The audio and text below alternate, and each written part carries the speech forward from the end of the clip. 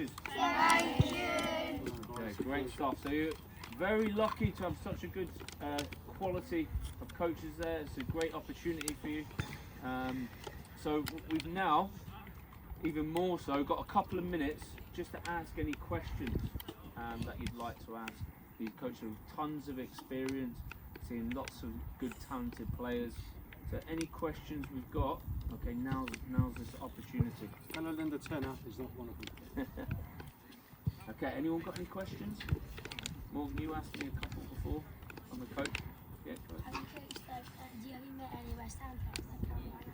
Yep, all the time. So I work with currently with the 14s at the moment, the academy boys. And in my time, I've seen players like Divine, Gideon, who just recently yesterday was sold from West Ham to Luton. So these are players who are just naturally playing with these Astro pitches, playing locally, and then they've come through the rankings and they've gone on to now get professional contracts, and they're playing in front of 30,000, in front of big crowds in the Championship, League One, and trying to make a name for them. I know Jim has had a lot of experience as well, watching and observing some of the ex-players who have been pretty in the international England international team as well. So yeah, we've had a lot of experience with working and coaching and scouting players just playing locally in East London and Essex. What team do you guys play? What team? Second team. Jim, you? My first and second team in West Ham. My first team for West Ham, second team to Liverpool. As a child, I grew up supporting Liverpool. But when you work for West Ham, so you want them to do well because you work for them. Yeah. Other questions, guys? Yeah. Can you give us some tips about how to calm down before a match, like be a bit less nervous? Excellent question. That's an excellent question. That will be also a psychological point. So with our academy players, they'll have a lot of work in terms of preparation before they go into games. Listening? They'll have a lot of preparation, and there'll be like psychologists who will work with them, because some players get anxious, some don't. Some thrive under the pressure. They love it when they're under big pressure, big moments, cup finals, international tournaments. However, but there's some who might struggle at the start. So it's things like, what do you do to relax? What are the kind of things you like doing? So that might be before you're traveling in your parents' car, it might be you reading a book or reading something what you enjoy. So reading, if it's your favorite player, looking at stats, watching YouTube clips, because I know there's players who like watching clips of players who they like, who they see themselves trying to idolize. Does that make sense? And they might watch YouTube clips of Neymar or Joe Cole, or if it's a defender, it might be Gay, and they might try to imitate things. Oh, I'm going to visualize this today. I'm going to try and do this if a player tries to put pressure on me. Or I might try, if I'm a striker, I need to recognize these are the moments, because you've got the analysis teams as well, showing them these are areas where you score goals, or these are the things you do really well with one touch. These are the areas where you might score goals against the opposition. You understand? I'll jump in there, George. So with visualisation, very important. So we was going out to the Tiffany Cup many years ago with someone called Tony Close, about years ago. And we had a keeper going who was really, really nervous, a bit like what George was saying, what you were saying. So he was sitting next to me on the plane. So I said, look, visualise yourself playing in a match, having the best game there, everything going right, just keep running over it in your mind, making the saves, being confident, distributing the ball well, everything that you do, see yourself doing it well. When you get there and you see the pitch, visualise them images of you on that pitch doing it. And we got in the final, it went to a penalty shootout, and they actually saved the penalties that won us the final in Tiffany Cup. His dad ran around. But it wasn't about me, it's about yourself. All it is, it's helping yourself be more confident by seeing yourself being good, being confident. Your brain don't know whether you're doing it or not, so you think, oh, I'm really good at that in your subconscious mind. So visualisation is a very, very important part of the psychological stuff George is talking about. And anything as well which you know helps you calm or to stay focused on the game. So if it's your nutrition, what you eat, if it's the day before, getting yourself prepared, ready, going to bed, giving yourself enough sleep, just these little things will give you the extra edge, you understand? Yeah, but in terms of that keeping calm, you've got to do what it does, because everyone's different. Not everyone can follow what I do to get myself prepared for a game. Everyone's got their own ways of preparing, understand? I know a player who goes for a walk early in the morning just to clear his head, yeah?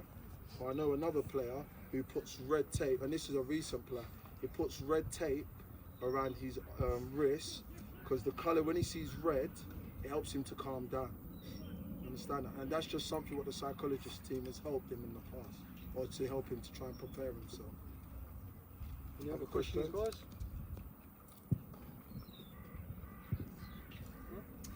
Character, go on. Who's your favourite player? Favourite player? Ooh.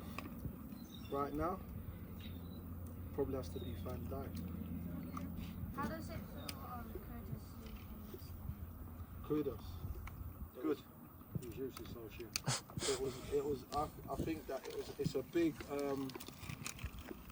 He's got good skills and good attributes in terms of his travelling skills. Sometimes he helped West Ham get up the pitch, but they're going to have to find other methods and if the manager is selling him, he must have another backup plan or alternative option how we can make things work without Kudos. But Kudos for me, I think he's a good player. He's shown that he can, and I just watched recently in his game against Tottenham, I think he scored and also assisted a goal, so in that recent game. So he has got good attributes, but yeah, we're going to have to try our best to deal without going forward this season. Key characteristics for me, especially the younger ones. You listening? Listening? You're going to make mistakes, okay? You're going to make mistakes, you're going to lose games. Sometimes losing might be the best way of learning at times, yeah? You're going to have games where you're thinking, I'm not playing so well. But then you're fortunate that you're going to get another game after next week, the next week, the next week. You're all learning, yeah? You're all learning, you're all trying to develop. And that's a big thing, especially our roles as well, and your coaches, is to develop you as players. Eventually, where do you want to get to? Where do you want to get to? Yeah, you want to get professional. You want to become a professional or a pro. And that comes with a lot of work in doing work. Where does the work start from? Playing Locally, and what else? Keep practicing. Keep practicing. You're going to have to practice in the park, you're going to have to practice in school, you're going to have to practice if you've got a back garden or in your local area with your grassroots teams.